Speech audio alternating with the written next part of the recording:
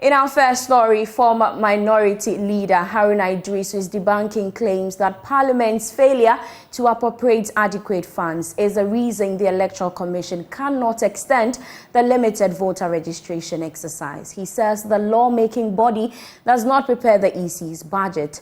The Member of Parliament for Tamale South spoke on news analysis program Newsfile earlier today.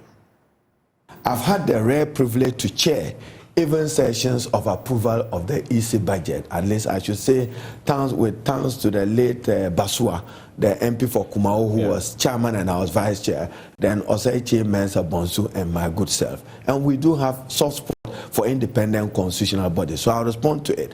Now, I've heard the Electoral Commission also argue publicly that blame Parliament. No, they got it wrong. Parliament doesn't prepare budget for the Electoral Commission. Parliament doesn't prepare your financial estimates. What Parliament does is to consider your proposed estimate for purpose of approval and for purpose of allocating money. So if you say that blame Parliament, what did you submit before the Special Budget Committee? Don't forget, Samson, even this right. Are they blaming? How come? Yes, I've heard them publicly say that blame Parliament, that Parliament didn't do allocation. But you can suggest to them. When we bring to you, and I say we have. I'm sure even the last session of the EC budget, I probably chaired or vice chaired the committee. We are saying that 2020, 21, 22, 23, it's only in 23 you are conducting a limited voter registration exercise. Why? That itself is a constitutional wrong. Now, leading member of the governing New Patriotic Party, Akomea, is doubtful the former Trades Minister Alan Tremantin's exit from the party will affect its fortunes in the 2024 general election. Mr. Tremantin earlier this week resigned from the NPP, saying the party has been hijacked by a select few, a situation which is contrary to the ideals of the NPP he worked for all these years so long. Now, speaking on Newsfile, Akomea cast doubts about Mr. Alan Tremantin's victory as an independent candidate. It is highly regrettable that he's chosen this path. I mean, Alan is a stalwart of the NPP. And the reason why it is regrettable is that it is not going to help him. And potentially, it could also hurt his party. So what is the point? I mean, certainly, Alan Tremantin, by this movement, is not going to win the presidential elections. I mean, he's not going to win. What he may do, depending on how the campaign goes, what he may do is that he may affect the chances of the NPP. So then what would he have achieved? He hurt himself and hurt his party. What is the point? That's why I say it is regrettable and that the party needs to engage with him so that he can come back. You sincerely think there's an opportunity for him to return? But, and you see, Samson, incidentally, we are talking about the same person. He did the same thing in 2008. The same thing. He didn't escalate it to this point? Yes, but he resigned. And then efforts were made to get him back. He rebuffed those efforts. You remember? The Darocha, the first chairman of the... And then later on, when Akufo-Addo himself got involved in all of that, he came back. So it's still possible. And it's still possible with Bawumia. He says he's the only man of integrity that Ghana needs now. You don't think that would be suicidal on the question of integrity if he changes his mind at this time? Who doesn't change his mind? He will have no respect. Who doesn't change his mind? In any case, nobody will take him serious. Sorry? Again. Nobody will take him serious. 2008, then 2023, you somersault twice and you say you are rethinking your position. Politically suicidal. Samson, who doesn't change his mind? But what is done to is politically suicidal. What is done is politically suicidal to him. And it could affect his party, you know. And you see, the reason why I believe he should come back is that the basis for his resignation and forming another party, there's no basis. The basis don't hold much water. But lead strategist for Alan's Movement for Change, Duke Aaron Sasu, thinks otherwise. He's also been speaking on Newsfile. It's in the interest of the political establishment to do all they can to undermine Alan's, the viability of Alan's independent candidature. And we all know that it's beneficial to the political establishment to continue to perpetuate the duopoly within the system generally. And that is kind of important here to do it. Because they know the distinct character and the distinct persona of Alan and what he brings on board this political game. And the fact is that anybody who has encountered him knows that he is surely not just taking an action, and he knows exactly what he is doing. But also, let me make a quick comment about what Honorable Haruna says, that Alan has only endorsed change, and that Mahama probably represents that change. I just wanted to say that is it the same Mahama who told graduates that he is not a magician to be creating tutors for them, as to whether he is the same Mahama who represents that level of change for young people in this country. And that is a conversation we would have to have. But most importantly, why does this work? Why does Alan's independent candidature work? What I think the panelists and people are ignoring is that quite distinct from Alan's strategy is that he says that I'm running as an independent candidate.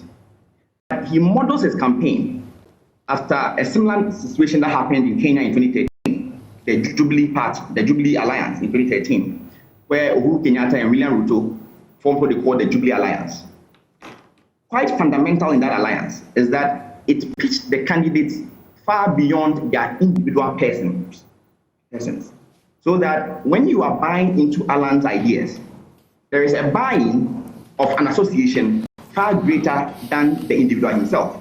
So you are buying into a movement for change that is distinct from whatever independent candidature you have seen before. Their conviction that no matter how abysmal a party's performance in government, vis-a-vis the NDC and the Mahama for 4 years or 6 years, also and probably the current perception of the governance and the NPP, they will still have people who will still vote for them in that regard, is really a problem.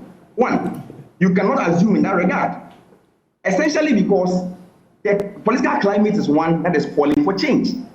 Patrice Talon in Benin faced the same challenges where people felt that it was impossible. But political climate showed that people, no matter how they had been attached historically to political parties, were willing to change. But most importantly, let me just pass this comment that possibly if Kwame Nkrumah had not left the UGCC as a party, Ghana wouldn't have gained our independence as then. It took him exiting the party in principle for us to gain our independence. The people in the Pentecost Church, led by Jesus Mama Akion, have showed us that it takes a bold decision to leave a system to pursue your own agenda to become the Pentecost Church far greater than what the Apostolic Church represented in that regard. But also, the duopoly of the NDC and the NPP is in their current forms are structurally not representative of the ideals that promote the national discourse or interest at large. So, for example, there is a multifaceted opposition to whatever any party brings. Moving on, residents in some flood-affected communities in Agbozume, the Ketu South municipality of the Volta region, are still counting their losses after being rendered homeless by the floods. The floods, which started in May this year, affected more than 19,000 households. Ivy Sechoji reports that some homes still have flood water in them.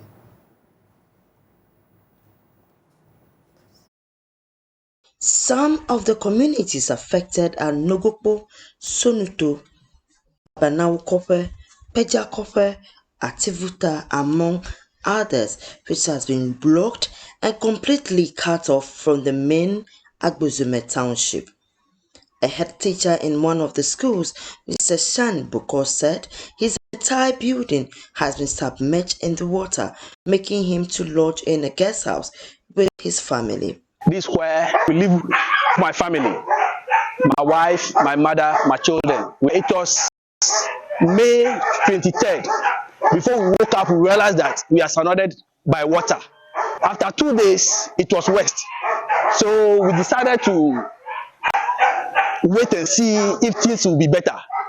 But all along, from that May till today, this is the situation in which we are.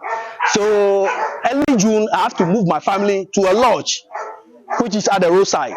Mr. Shine Boko said that life has been very hard since the flood started and wants government to, as a matter of urgency, do something about the situation. We are crying for philanthropists, people who can help us.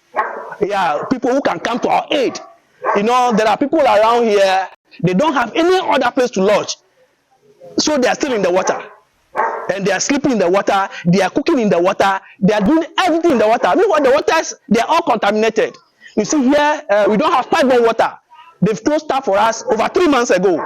To be sincere, you cry for me when I tell you that when you go to other places, we have human feces, you can see it on the top of the water. In fact, we are dying slowly. So we are pleading, politicians, philanthropists, and we heard of somebody called Ibrahim Mahama. He has been doing it for people. So today we are crying, we are pleading, he should come to our aid so that he can help us out. When they dredge that wetland over there called Trophy and the guys in the room, we think the water can find its channel to that place so that we'll be at ease. We are all Ghanaians, we are begging. The secretary to the Some Traditional Authority, Charles Nipson Agbagedi, said the traditional authorities set up a committee who identified some of the causes of the floods and came out with a report that was submitted to the authorities, but yet to see some kind of sign of commitment. A few months ago, we noticed that many of our areas have become flooded.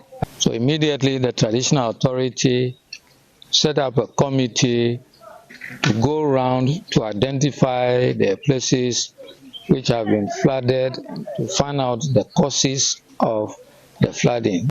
Representations were made to the various stakeholders, the municipal assembly, the regional coordinating council or the regional minister, then the government, and the other decisions. We sought to find help from other places. Our elders say that you cannot hide your hydrocell to the bathing tub.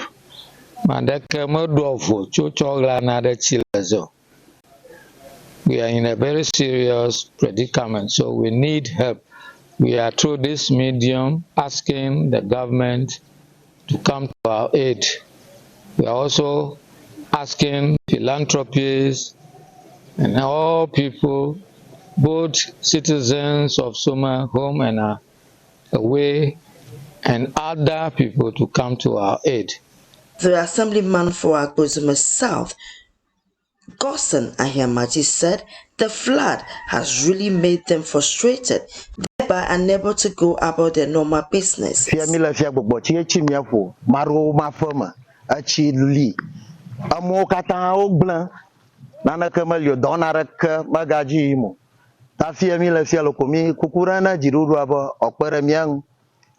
of the residents have also been speaking with Joy News.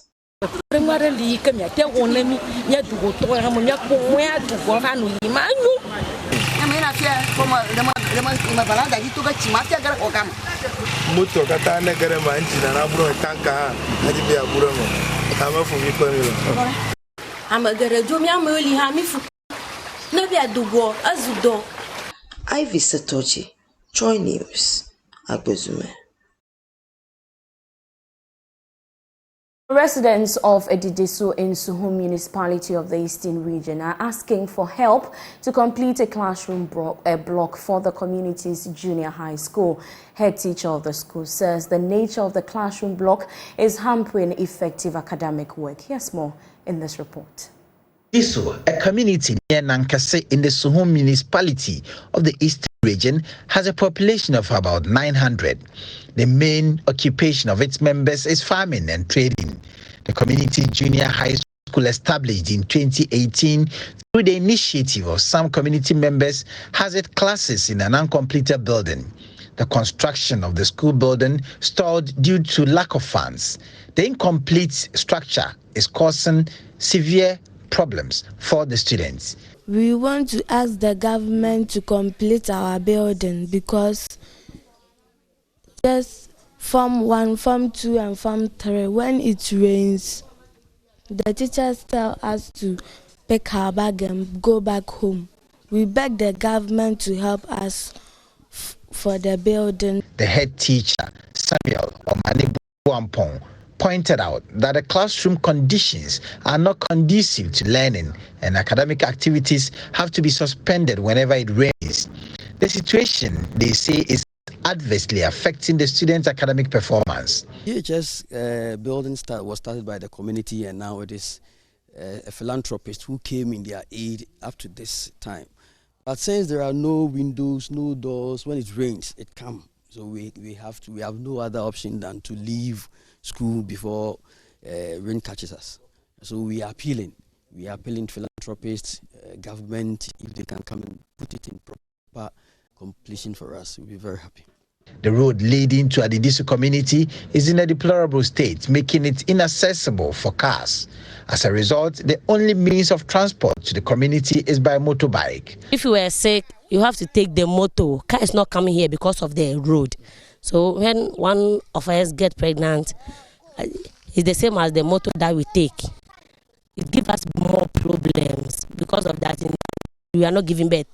So I will not give birth and go and sit on the motor and get problem. This poor infrastructure has discouraged some teachers from accepting postings to the community, which further exacerbates the education-related challenges. When the old head teacher went on transfer, a new head came, looking at the surroundings and the area. She didn't come. She refused the posting. Some members of the community expressed their dissatisfaction with the government actions and called for the urgent repair of the bad road network leading to Adidisu. They emphasized that if the roads are not fixed before 2024, they are prepared to take action, potentially preventing political activities in their community. I voted from Akufo-Addo 2012. I've not seen anything here. They came here promising us, giving us, but when they won, we don't even hear from them. So if I don't have the road, no vote. We are fed up with this road, and even to passengers who are here. So because of that, they can't even send their things to market. Always things spoil. So life is very, very difficult for here. And this year too is election year. If they don't come and mend the road for us, no one should step here for vote. Prince Kwame Kudige's report read to you. Still watching Joy News Prime with me, Beverly Broom. We'll take a quick break. We'll be back with more. Please stay with us. Welcome back. Now, a prominent player in international education services, IDP Education, has introduced a new brand identity for its offices in Accra and Kumasi following its merger with Intake Education. The strategic union will empower the organization to better assist aspiring Ghanaian students in achieving the aspiration of studying abroad. Here's more in this report. In November 2022, IDP Education successfully acquired Intake Education, a student placement business operating in Ghana. This measure opens up a world of opportunities for Ghanaian students aspiring to pursue their higher education goals abroad. Speaking at an event to celebrate the acquisition, IDP's regional director, Imad Chow, indicated that the partnership makes the organization well positioned to offer a more comprehensive and tailored support system to prospective Ghanaian students. Intake is has a strong presence in Africa, and they're already present in Nigeria, in Ghana, and in Kenya. And they are already the leading company for the UK, for studying abroad in the UK. So getting together what has been the impact is really benefiting from the strong foothold and footprint in Africa for IDP to go and to approach the market much faster. So IDP is also bringing a very strong strengths in terms of client portfolio and in terms of IELTS testing. So the impact today is bringing the two teams together, the two strengths of each company to better support the students in their journey, not only in the UK, for other destinations, for other English-speaking destinations like Canada and Australia, to name a few, but also providing the IELTS testing, which is basically a kind of passport, which is an enabler for students to integrate and go to university or to professional to go and work abroad or to migrate abroad. IDP Area Director Buki Awofisayo highlighted that the partnership would expand the horizons of students, offering them a broader spectrum of institutions to select from. And looking from where intake was before, we had more UK portfolio. Now with the integration with IDP, we have expanded portfolio across the the 6 study destinations that we have. So students would have more options when it comes to which institution to choose from, which destination to go to, and which one matches their circumstance the most. And that's our package for tonight. For more news, you can log on to myjoyonline.com. I am Beverly Broom. Have a good evening.